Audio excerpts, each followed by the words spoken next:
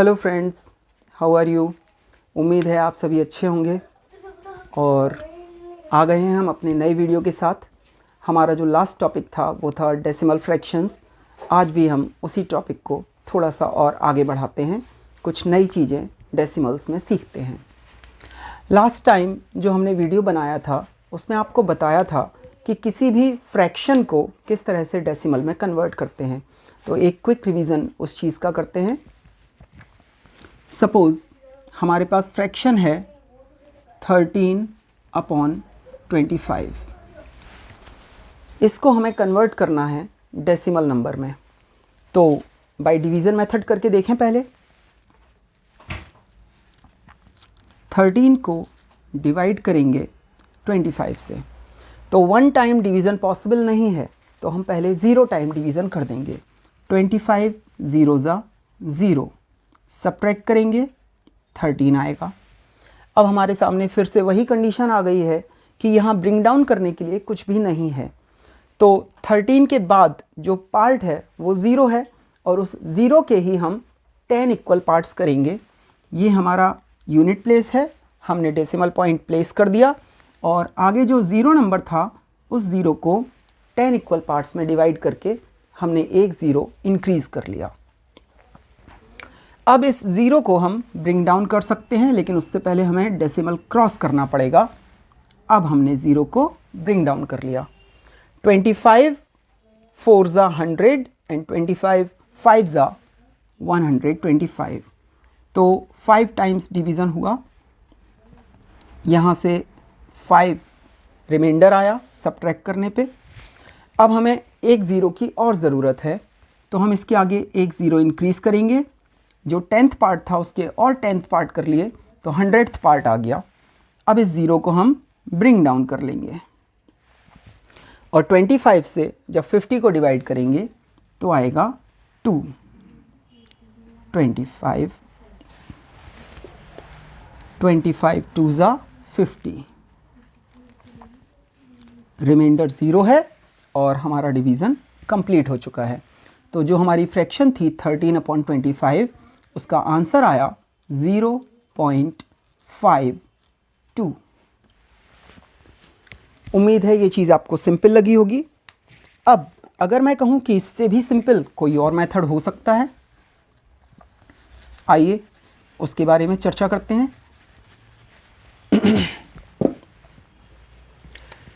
जब इस नंबर को हम डेसिमल नंबर में कन्वर्ट करना चाहते हैं, तो हमारा जो उद्देश्य है, जो पर्पज़ है, वो ये है कि यहाँ अपॉन में 10, 100 या 1000 ऐसा कोई नंबर आना चाहिए, क्योंकि सारे के सारे डेसिमल फ्रैक्शंस में जो डिनोमिनेटर होता है वो 10 या 100 या 1000 होता है। तो इस 13/25 को गौर से देखिए। अगर हम इस 25 को 4 से मल्टीप्लाई कर दें तो ये 100 बन जाएगा ना। तो 13/25 को हम 4 से मल्टीप्लाई करके इसकी एक इक्विवेलेंट फ्रैक्शन निकाल सकते हैं, जिसका डिनोमिनेटर कितना होगा? यस, 100। 13 4 ज़ा 52 अपॉन 25 4 ज़ा 100, और इसे आप बहुत ईजिली कर सकते हो। 52 लिखा, यहाँ 2 ज़ीरोज़ हैं तो 1 डिजिट 2 डिजिट काउंट करके डेसिमल पॉइंट लगाया और 0 प्लेस कर दिया। देखा, सेम आंसर है। कहाँ वो इतनी लंबी प्रोसेस और कहाँ ये छोटी सी शॉर्ट प्रोसेस।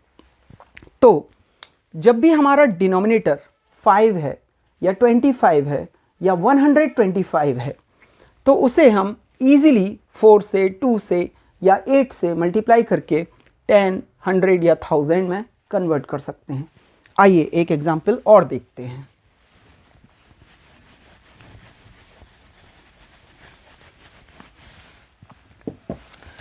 इस बार हम फ्रैक्शन लेते हैं 74/8। अब इसको हमें कन्वर्ट करना है किसमें? फ्रैक्शनल डेसिमल नंबर में। तो एक सिंपल सी चीज़ है, या तो आप इसको 8 से डिवाइड कर दो।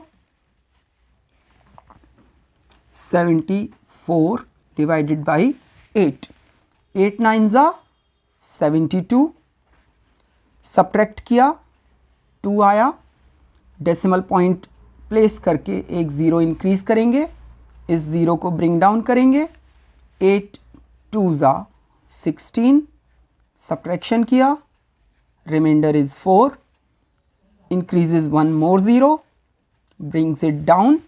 Now divided by 8, it becomes 8 5s are 40 and division is complete. So 74 upon 8 is equal to 9.25. Okay, अब हम एक ऐसी फ्रैक्शन को डेसिमल में कन्वर्ट करेंगे जिसके डिनोमिनेटर में 5 का मल्टीपल आ रहा है, जैसे 38 अपॉन 125। इसके लिए दो मेथड्स हैं, या तो आप 125 से डिवीज़न करो 38 को, या फिर 38 अपॉन 125 का एक ऐसा इक्विवेलेंट फ्रैक्शन निकाल लो जिसके अपॉन में ज़ीरो वाला कोई नंबर आ रहा हो। जैसे इसको अगर हम 8 से मल्टीप्लाई कर दें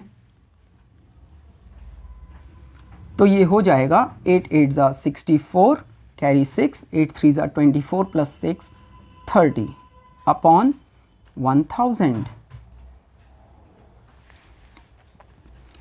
304 लिखा, यहाँ 3 ज़ीरोज़ हैं तो 1 2 3 3 डिजिट काउंट करेंगे, 1 2 3 और पॉइंट लगा देंगे। ज़ीरो लिखना ज़रूरी नहीं है, बट मेरी हैबिट में है कि वंस प्लेस कुछ ना कुछ होना चाहिए, तो जब वंस प्लेस पे कोई डिजिट नहीं होता है तो मैं वहाँ ज़ीरो प्लेस कर देता हूँ। तो 38 upon 125 equals 0.304। One more example,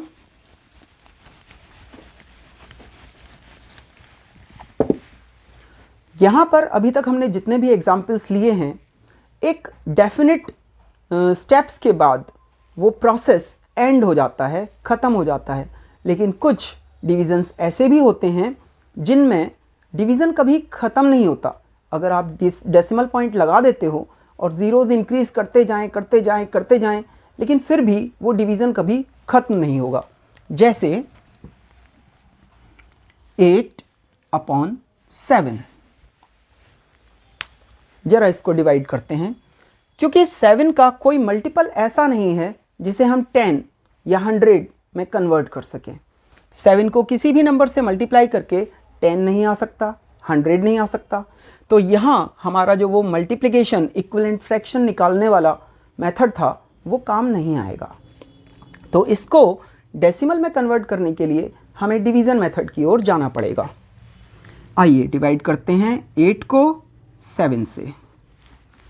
पहले वन टाइम डिवीज़न होगा, 7 1 ज़ा 7, सब्ट्रैक्ट किया, 1 आ गया, डेसिमल पॉइंट लगाया, ज़ीरो इंक्रीज़ किया, इस डेसिमल को क्रॉस करेंगे, उसके बाद ही हम ज़ीरो को ब्रिंग डाउन कर सकते हैं।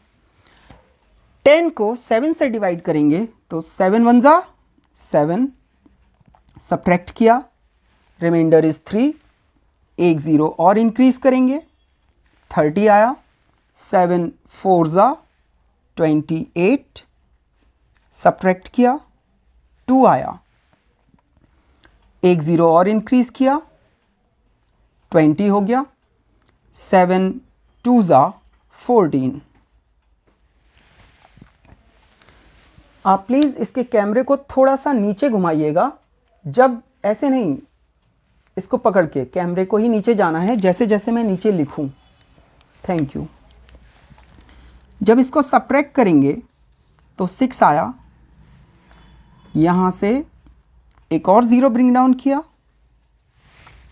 7 8 ज़ा 56, सब्ट्रैक्ट किया, रिमाइंडर इज़ 4, एक और ज़ीरो इंक्रीज़ किया, ब्रिंग डाउन किया, 7 5 ज़ा 35, सब्ट्रैक्ट किया, रिमाइंडर 5 आया, एक ज़ीरो और इंक्रीज़ किया, ब्रिंग डाउन किया, 50 में 7 से डिवीज़न करेंगे, 7 7 ज़ा 49, सब्ट्रैक्ट किया 1 आया। और यहाँ आकर हमारा वो मोमेंट आ गया है जब जो हमारा रिमाइंडर है वो रिमाइंडर पहले भी आ चुका है, यानी अब अगर हम 0 ब्रिंग डाउन करेंगे तो दोबारा से 10 आएगा और उसको डिवाइड करके फिर 3 आएगा जब 1 टाइम डिवीज़न होगा। तो यहाँ से एक लूप बन जाता है और इस लूप को आप कभी ख़त्म नहीं कर सकते, क्योंकि हमने देख लिया है कि किस चीज़ को डिवाइड करने से कितना रिमाइंडर आता है और फिर कितने टाइम्स डिवीज़न होता है। तो 7 के बाद फिर यहाँ से ये सारे के सारे डिजिट्स रिपीट होते हैं। अब 1 टाइम डिवीज़न होगा, देन 4 टाइम, फिर 2 बार, फिर 8 बार, फिर 5 बार और लास्ट में फिर 7 बार डिवीज़न होगा और घूम फिर के हम फिर वहीं आ जाएंगे कि हमें 1 से डिवाइड करना पड़ेगा। तो इस तरह के जो डेसिमल्स होते हैं जिसमें कोई डिजिट रिपीट हो रहा होता है बार बार, या तो एक ही डिजिट रिपीट होगा या डिजिट्स का पूरा ब्लॉक रिपीट होता है, जैसे कि ये पूरा 1 4 2 8 5 7 ये बार बार पूरा ब्लॉक रिपीट होगा। तो इस तरह के डेसिमल्स को रिकरिंग डेसिमल्स कहते हैं, रिकरिंग डेसिमल्स, क्योंकि इन नंबर्स में डेसिमल के बाद के डिजिट्स बार बार रीअकर करते रहते हैं, so it's name is recurring decimal. अब इसके आगे चलते हुए हम बात करते हैं लाइक डेसिमल्स और अनलाइक डेसिमल्स की। तो दोस्तों आपको याद होगा लाइक फ्रैक्शंस और अनलाइक फ्रैक्शंस के बारे में, ध्यान आया? लाइक फ्रैक्शंस कौन सी होती हैं? लाइक फ्रैक्शंस वो होती हैं जिनके डिनोमिनेटर्स इक्वल होते हैं या सेम होते हैं, जिनके हर बराबर होते हैं। और अनलाइक फ्रैक्शंस कौन सी होती हैं? वो सभी फ्रैक्शंस जिनके हर बराबर नहीं होते, अलग अलग होते हैं, उन्हें अनलाइक फ्रैक्शंस कहते हैं। ठीक इसी तरह से जरा इन डेसिमल नंबर्स को देखिए, 1.7, 3.45। जरा इन डेसिमल्स को कंपेयर कीजिए, आप पाएंगे यहाँ डेसिमल के बाद केवल एक डिजिट है जो हमारा 1/10th प्लेस है, यानी टेंथ्स, और यहाँ पर डेसिमल के बाद 2 डिजिट्स हैं 4 and 5। 4 1/10th प्लेस पे है जबकि 5 1/100th प्लेस पे है। तो अगर हम इन्हें फ्रैक्शंस में कन्वर्ट करें तो यहाँ पर डेसिमल को ओमिट करने के बाद 10 आएगा, लेकिन यहाँ डेसिमल को हटाने के बाद ओमिट करने के बाद 100 आएगा। अब ये 2 फ्रैक्शनल नंबर्स हो गए, तो क्या ये लाइक फ्रैक्शंस हैं? जी नहीं, यहाँ डिनोमिनेटर 10 है और दूसरी वाली फ्रैक्शन में डिनोमिनेटर 100 है, तो ये लाइक फ्रैक्शंस नहीं हैं और इसी वजह से ये दोनों लाइक डेसिमल्स नहीं हैं। इन शॉर्ट आपको समझ में आ गया होगा कि अगर 2 डेसिमल नंबर्स में डेसिमल पॉइंट के बाद सेम नंबर ऑफ डिजिट ना हो, यानी डिजिट्स का नंबर सेम ना हो, तो वो अनलाइक डेसिमल्स होते हैं। जैसे यहाँ डेसिमल के बाद केवल सिंगल डिजिट है लेकिन यहाँ 2 डिजिट्स हैं। तो आइए एक चीज़ और जानते हैं कि अनलाइक डेसिमल्स को लाइक डेसिमल किस तरह से बनाया जाए। बहुत ही ईजी है, यहाँ 7 के बाद एक डिजिट और इंक्रीज कर दें और वो डिजिट कौन सा हो सकता है? जी हाँ, वो 0 हो सकता है, 0, क्योंकि उसकी वैल्यू नहीं होती और पार्ट हम कितने भी कर सकते हैं, चाहे 10 पार्ट कर लीजिए, यहाँ हमने 100 पार्ट कर दिए तो 1/100th पार्ट पे 0 आ गया, यानी 0 आ गया। अब हम कह सकते हैं कि यहाँ डेसिमल के बाद 2 डिजिट्स हैं और यहाँ पर भी डेसिमल के बाद 2 डिजिट्स हैं। अब अगर हम डेसिमल पॉइंट को ओमिट करेंगे तो इसके अपॉन में भी 100 आएगा और इसके अपॉन में भी 100 आएगा।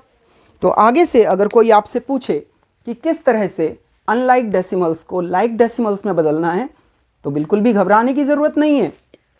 ज़ीरोज़ इंक्रीज़ कीजिए और उन नंबर्स में डेसिमल के बाद बराबर डिजिट्स कर दीजिए, लाइक डेसिमल्स बन जाएंगे। ये लाइक डेसिमल्स इंपॉर्टेंट क्यों हैं? आखिर इन्हें डेसिमल नंबर्स को लाइक डेसिमल्स में बनाने की क्या ज़रूरत है, कन्वर्ट करने की क्या ज़रूरत है? तो इसका एक सिंपल सा रीज़न है, जिस तरह से हम आम में आम को ही ऐड कर सकते हैं, मैंगो में मैंगो ही ऐड हो सकता है, अनार या सेब तो ऐड नहीं कर सकते।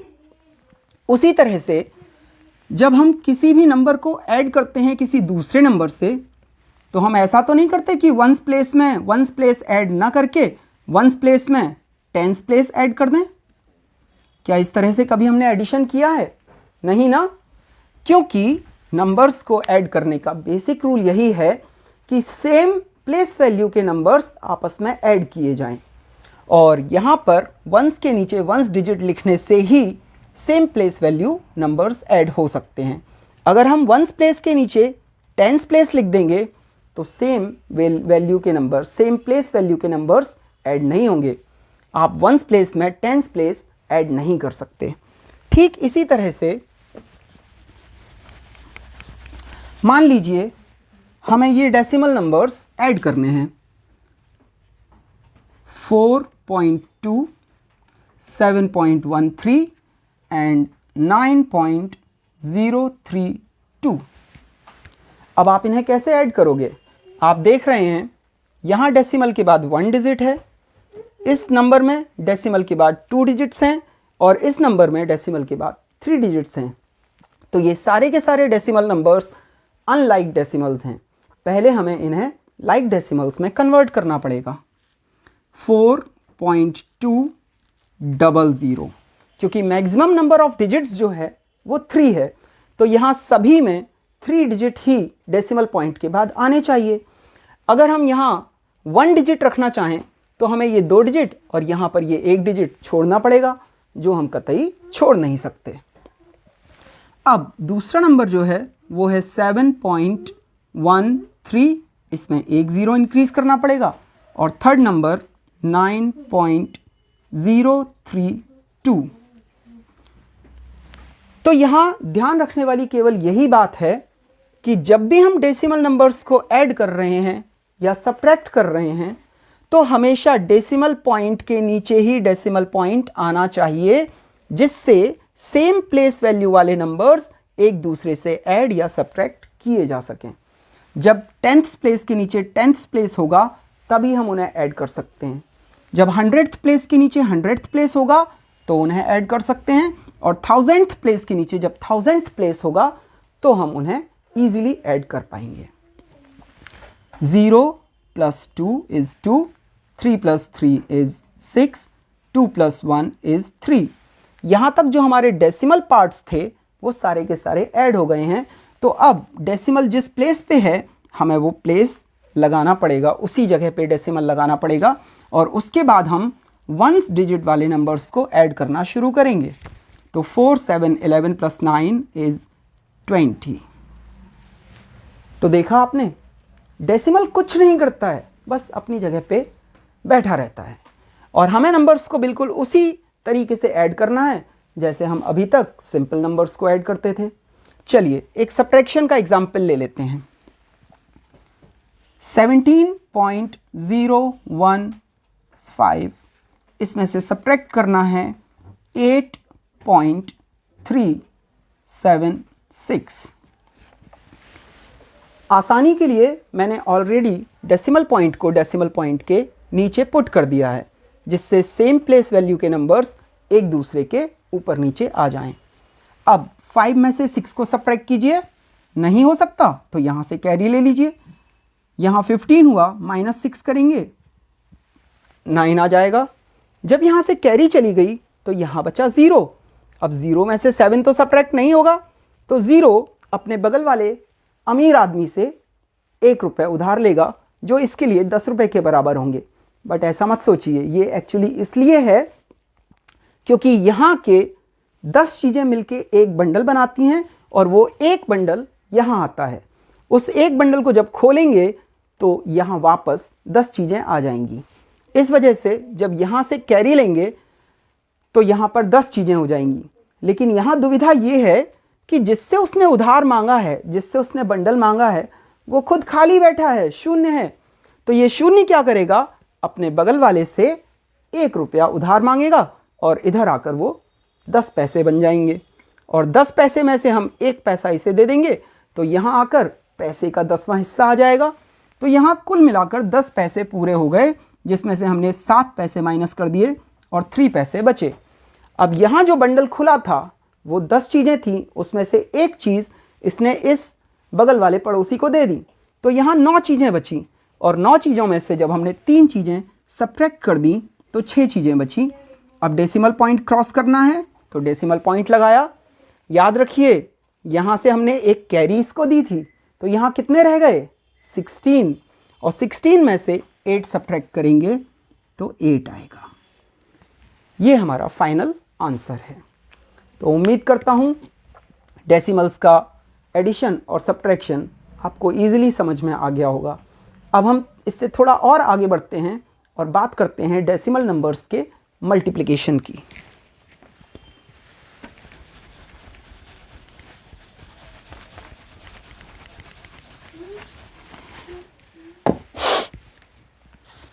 मान लीजिए हमें 3.297 को मल्टीप्लाई करना है 4.56 से।